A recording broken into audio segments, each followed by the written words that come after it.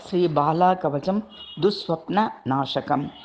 बालार्कमण्डलाभासां चतुर्बाहुं त्रिलोचनं पाशाङ्कुशवराभीतिर्धारयन्तीं शिवां भजे।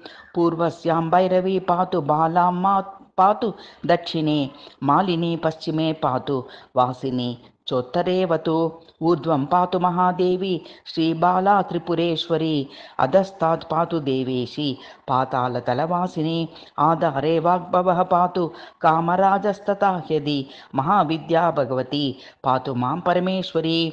ऐं लं ललाटे मां पयात्, ह्रौं ह्रीं हंसश्च नेत्रयोः, नासिका कर्णयोः पातु ह्रीं ह्रौं तु चिबुके तथा। सौः पातु मे ह्यदि गले, ह्रीं हः नाभिदेशके।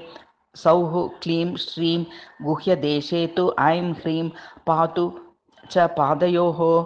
ह्रीं क्लीं मां सर्वतः पातु सौः पायात् पदसन्धिषु, जले स्थले तथा कोशे देवराजगृहे तथा। क्षें क्षें मां त्वरिता पातु मां चक्री सौः मनोभवा। हंसोः पायान् महादेवी परं निष्कलदेवता, विजयामङ्गलादूती कल्पा मां भगमालिनी। ज्वालामालिनी नित्या सर्वदा पातु मां शिवा।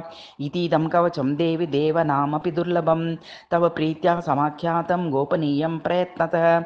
इदं रहस्यं परमं गुह्यात् गुह्यतरं प्रिये, धन्यं प्रशस्यमायुष्यं भोगमोक्षप्रदं शिवम् इति दुःस्वप्ननाशक श्रीबालाकवचम्।